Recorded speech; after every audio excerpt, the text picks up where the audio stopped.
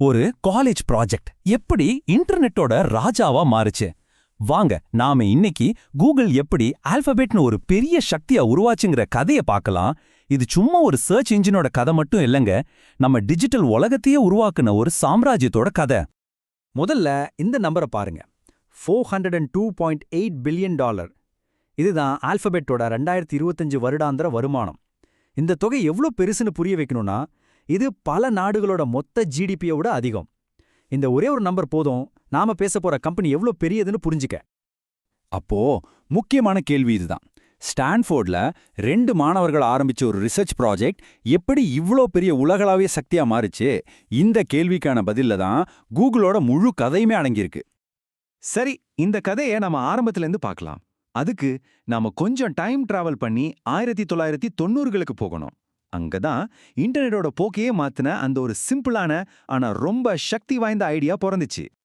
1998ல internet எப்படி இருந்துச்சுன்னு கொஞ்சம் கற்பனை பண்ணி பாருங்க. அது ஒரு பெரிய ஆனா ரொம்ப குழப்பமான லைப்ரரி மாதிரி. எல்லா இடத்துலயும் தகவல்கள் கொட்டி கிடக்கு.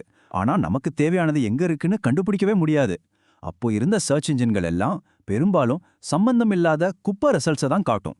இந்த தகவல் குழப்பத்துக்கு ஒரு தீர்வு வேணும்னு தான் நினைச்சாங்க ஸ்டான்ஃபோர்ட் மாணவர்கள், சர்ஜி பிரின்னும் லாரி பேஜும்.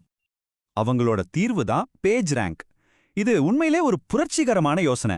மத்த சர்ச் என்ஜின்கள்லாம் ஒரு பக்கத்துல ஒரு வார்த்தை எத்தனை தடவை வருதுன்னு மட்டும் பார்த்துட்டு இருந்தப்போ, பேஜ் ரேங்க் மொத்த இன்டர்நெட்டையுமே ஒரு தேர்தல் மாதிரி பார்த்துச்சு. ஒரு வெப்பேஜ்ல இருந்து இன்னொரு பேஜுக்கு போற ஒவ்வொரு லிங்கையும் அந்த பேஜுக்கான ஒரு ஓட்டு மாதிரி அதை நினைச்சுக்கிச்சு. ஆனா இங்கதான் ஒரு ட்விஸ்ட். எல்லா ஓட்டுக்கும் ஒரே மதிப்பு கிடையாது. இதுதான் பேஜ் ரேங்கோட உண்மையான புத்திசாலித்தனம். ஒரு முக்கியமான நல்ல தரமான பேஜ்லேருந்து வர்ற ஓட்டுக்கு மதிப்பு ரொம்ப அதிகம். சுருக்கமா சொல்லணும்னா, யாரு உங்களை ரெக்கமெண்ட் பண்றாங்கங்கிறது ரொம்ப முக்கியம். இந்த தரத்தை அடிப்படையா வச்சதால தான் கூகுளோட சர்ச் ரிசல்ட்ஸ் நம்பவே முடியாத அளவுக்கு துல்லியமா இருந்துச்சு. சரி, ஒரு பிரமாதமான ஐடியா கிடைச்சிருச்சு. ஆனா அது எப்படி ஒரு பணம் காய்க்கிற மரமா, ஒரு பெரிய சாம்ராஜ்யமா உருவாச்சு? பதில் விளம்பரங்கள்ல இருந்துச்சு. ஆனா அந்த காலத்துல எரிச்சல் ஊட்டுற பாப்அப் விளம்பரங்கள் மாதிரி இல்ல. கூகுளோட விளம்பரங்கள் நாம தேடுற விஷயத்துக்கு சம்பந்தமானதா, பயனுள்ளதா இருந்துச்சு. இந்த பேப்பர் கிளிக் மாடல் பயங்கர லாபகரமானதா அமைஞ்சது. இது ஒரு முடிவே இல்லாத பணச்சக்கரத்தை உருவாக்குச்சு. அந்த லாபம் இன்னும் அதிகமான கண்டுபிடிப்புகளுக்கு பணத்தை கொடுத்துக்கிட்டே இருந்துச்சு. அந்த பணத்தை வச்சு கூகுள் ஒரு பெரிய சாம்ராஜ்யத்தையே கட்ட ஆரம்பிச்சது.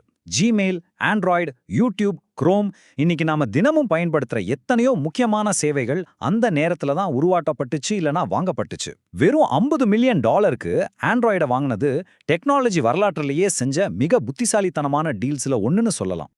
இந்த விரிவாக்கத்தோட விளைவு என்ன தெரியுமா? முழுமையான ஆதிக்கம். உலக அளவுல சர்ச் இன்ஜின் மார்க்கெட்ல கூகுளோட பங்கு 92%. இது வெறும் மார்க்கெட் ஷேர் இல்லைங்க, இது கிட்டத்தட்ட ஒரு மோனோபோலி. இவ்ளோ பெரிய சக்தி கையில இருக்கும்போது பிரச்சனைகள் வராம இருக்குமா? அதுதான் அடுத்த கட்டத்துக்கு நம்மள கொண்டு போகுது. பெரிய வெற்றி கூடவே பெரிய சவால்களையும் கொண்டு வரும். இந்த ஆதிக்கம் எப்படி அரசாங்கத்தோட கண்காணிப்புக்கும் கம்பெனிக்குள்ளேயே சில சிக்கல்களுக்கும் வழிவகுத்ததுன்னு இப்ப பார்க்கலாம். ஒரு கம்பெனி மார்க்கெட்ல இவ்ளோ சக்தி வாய்ந்ததா இருக்கும்போது அரசாங்கங்கள் சும்மா இருக்காது இல்லையா? அவங்க கவனிக்க ஆரம்பிப்பாங்க. குறிப்பா ஐரோப்பிய ஒன்றியம் கூகுளோட பிசினஸ் நடைமுறைகளை ரொம்பவே உன்னிப்பா கவனிக்க தொடங்குச்சு. கூகுள் சந்திச்ச சில முக்கியமான வழக்குகளை இங்க பாருங்க. கூகுள் ஷாப்பிங் வழக்குல அவங்களோட சொந்த ஷாப்பிங் சேவைக்கு சாதகமா நடந்துகிட்டாங்கன்னு சொல்லி €2.4 பில்லியன் அபராதம் போட்டாங்க. அதே மாதிரி ஆண்ட்ராய்டு ஆட்சென்ஸ் விஷயத்திலையும் அவங்க மார்க்கெட்ல இருந்த ஆதிக்கத்தை தவறா பயன்படுத்தினாங்கன்னு விசாரணைகள் ஆரம்பிச்சது. இதுதான் அதிகாரத்தோட இன்னொரு பக்கம். வெளியில இருந்து பிரச்சனைகள் ஒரு பக்கம்னா, கம்பெனிக்குள்ளேயும் ஒரு பெரிய சவால் இருந்துச்சு. கூகுள் அப்போ வெறும் ஒரு சர்ச் இன்ஜின் கம்பெனி மட்டும் இல்ல, அது செல்ஃப் டிரைவிங் கார்கள்ல இருந்து உயிரறிவியல் வரைக்கும் பல விஷயங்கள்ல வேலை செஞ்சுட்டு இருந்துச்சு. அப்போ கேள்வி இதுதான், இவ்ளோ வித்தியாசமான பிசினஸை ஒரே கம்பெனிக்குள்ள எப்படி நிர்வகிக்கிறது? 2015ல இதுக்கு ஒரு புத்திசாலித்தனமான தீர்வோட வந்தாங்க. அதுதான் ஆல்பபெட். இது ஒரு ஹோல்டிங் கம்பெனி. இந்த புதிய அமைப்பு நல்ல பணம் சம்பாதிக்கிற கூகுள் பிசினஸை நீண்டகால சோதனைகளான அதர் பெட்ஸ் கிட்ட இருந்து தனியா பிரிச்சுது. இதனால இன்வெஸ்டர்ஸ்க்கு ஒரு தெளிவு கிடைச்சது. அது மட்டும் இல்லாம ஒவ்வொரு பிரிவும் தனித்தனியா சுதந்திரமா செயல்படவும் முடிஞ்சது. ஆல்பபெட்ங்கிற இந்த அமைப்பை உருவாக்குனதுக்கு முக்கிய காரணமே அடுத்த பெரிய பந்தயத்துல கவனம் செலுத்தத்தான். அந்த பந்தயம்தான் செயற்கை நுண்ணறிவு, அதாவது AI. இதுதான் ஆல்பபெட்டோட அடுத்த இன்ஜின். அது எப்படின்னு பார்க்கலாம். இந்த சார்ட்டு முழு கதையுமே சொல்லிடும். கூகுளோட முக்கிய சேவைகள், அதாவது சர்ச், யூடியூப், ஆட்ஸ், இன்னைக்கும் 84% வருமானத்தை கொண்டு வருது. இந்த லாபம் தான் ஏஐ மற்றும் கிளவுட் மாதிரியான எதிர்கால வளர்ச்சி பகுதிகளுக்கு எரிபொருளா இருக்கு. எப்படி பேஜ்ரேங்க் கூகுளோட ஆரம்பகால இன்ஜினா இருந்துச்சோ அதே மாதிரி இப்போ ஏஐ முதலீடுகள் மொத்த ஆல்பபெட்டுக்குமே மையமா இருக்கு. சிஇஓ சுந்தர் பிச்சையோட வார்த்தைகளை இதை உறுதிப்படுத்துது. அவர் சொல்ற மாதிரி எங்களோட ஏஐ முதலீடுகள் கம்பெனி முழுக்கவும் வருமானத்தையும் வளர்ச்சியும் கொண்டு வருதுன்னு நாங்க பார்க்கறோம். இது வெறும் டெக்னாலஜி மட்டும் இல்ல, இதுதான் அவங்களோட எதிர்காலத்துக்கான பிசினஸ் பிளான்.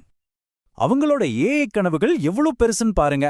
ஒரு பக்கம் ஜெமினி மாதிரி சக்தி வாய்ந்த ஏஐ மாடல்கள், இன்னொரு பக்கம் மருத்துவத்துல புரட்சி செய்யற ஆல்ஃபா ஃபோல்ட், போக்குவரத்தையே மாற்றப் போற வேமோ. அவங்களோட ஒவ்வொரு பந்தயமும் உலகத்தோட ஒரு பெரிய பிரச்சனைக்கு தீர்வு கண்டுபிடிக்கிறத நோக்கமா வச்சிருக்கு. ஆக நாம ஒரு வகையில ஆரம்பிச்ச இடத்துக்கே திரும்பி வந்திருக்கோம். அன்னைக்கு பேஜ்ரேங்க் கூகுளோட முதல் என்ஜினா இருந்துச்சு. இன்னைக்கு ஏஐ ஆல்பபெட்டோட புதிய என்ஜினா மாறிட்டு இருக்கு. அப்ப கடைசி கேள்வி இதுதான், இந்த ஏஐ உலகத்திலையும் ஆல்பபெட் அதே கண்டுபிடிப்பு, ஆதிக்கம், சர்ச்சைங்கிற சுழற்சிக்குள்ள மறுபடியும் சிக்குமா? வரலாறு திரும்புமா? இல்ல ஒரு புதிய வரலாறு எழுதப்படுமா? பதில் எதிர்காலத்துக்கிட்ட தான்.